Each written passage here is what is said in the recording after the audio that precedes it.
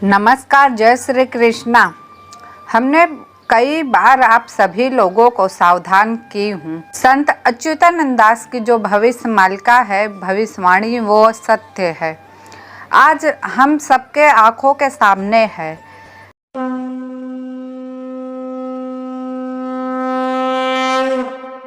बांग्लादेश की प्रधानमंत्री शेख हसीना ने हफ्तों के प्रदर्शन के बाद आखिरकार इस्तीफा दे ही दिया। वह देश छोड़कर भाग गई। प्रदर्शनों में सैकड़ों लोग मारे गए। पिछले महीने से सरकारी नौकरी में कोटा के खिलाफ प्रदर्शन हो रहा था। यह उनके 15 साल के शासन के दौरान सबसे खराब राजनीतिक संकट था। सोमवार को हजारों लोगों ने उनकी सरकारी कार्यालयों में जब घेर लिया तो वह हेलीकॉप्टर से भाग गई। तख्ता पलटने के बाद भारत में आ गई। यहाँ कुछ समय रहने के बाद लंदन जा सकती हैं। बांग्लादेश के आर्मी चीफ ने कहा है, अंतरिम सरकार सत्ता चलाएगी। यूके में निर्वासन में रहने वाले बांग्लादेश के मुख्य विपक्षी दल बांग्लादेश से नेशनल लिस्ट पार्टी के एक्टिंग चेयरमैन तारिक रहमान ने एक्स पर लिखा, हसीना का इस्तीफा जनता की ताकत को दिखाता है। उन्होंने आग्रह किया कि आइए हम सब मिलकर बांग्ला को एक लोकतंत्र और विकसित राष्ट्र के राज्य के रूप में फिर से निर्माण करें। तो दोस्तों, यह मैंने पिछले वीडियो में कई बार बताई हूँ। 13 दिन का पक्ष होगा, उसके बाद होने वाली घटना बहुत ही कष्टकारी होने वाली है सभी के लिए, चाहे वो विदेशी हो चाहे वो भारत हो। और आज हम सभी लोगों को देखने को मिल ही रहा है। इतने में भी अगर आप लोग को समझ में नहीं आ रहा है तो आप लोगों की मर्जी। जानते हैं कि संत अच्युतानंद दास जी ने तीसरे विश्व युद्ध की शुरुआत की बातें तो कही थी, और आज इजराइल से लेकर हमास का, चीन का, ऐसे कई देशों का युद्ध शुरू हो चुका है जो तीसरे विश्व युद्ध तक पहुंच रहा है। तीसरे विश्व युद्ध से अलग होगा। यह धरती पर पूर्व से लेकर पश्चिम तक और उत्तर से लेकर केवल युद्ध ही युद्ध शुरू हो जाएगा।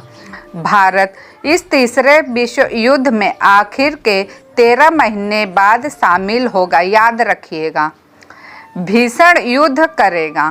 भविष्यमालिका के अनुसार तीसरा विश्व युद्ध आपसी जमीनी विवाद, वर्चस्व, धार्मिक कट्टरता, भूखमरी और आंतरिक गृह युद्ध इस का कारण होगा। यह युद्ध में परमाणु हथियारों का इस्तेमाल होगा। ये धरती ज़्यादातर लोगों की मौत होगी और कुछ ही लोग बच पाएंगे।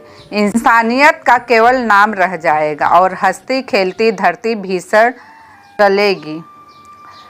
आसमान में 2 सूरज जैसा आभास होगा। एक तो सूरज होगा और दूसरा कोई आसमानी चमकती वस्तु होगी।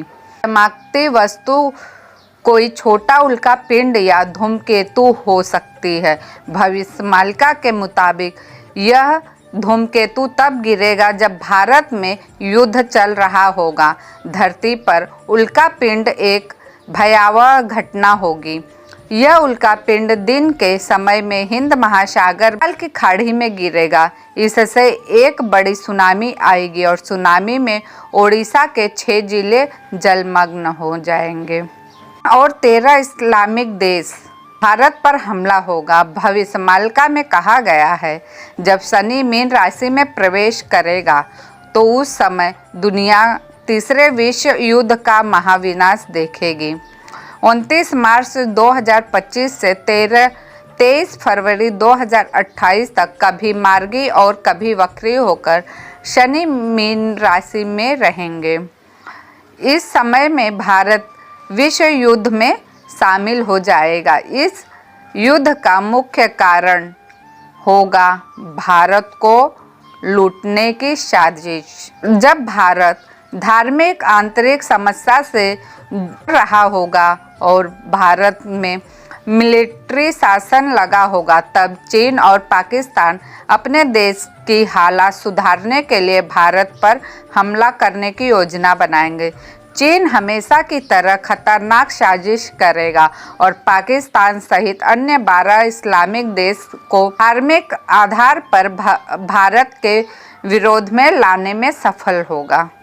भारत कुल 13 महीने महायुद्ध लड़ेगा, जबकि पाकिस्तान समेत 13 इस्लामिक देश और चीन भारत पर हमला करेगा।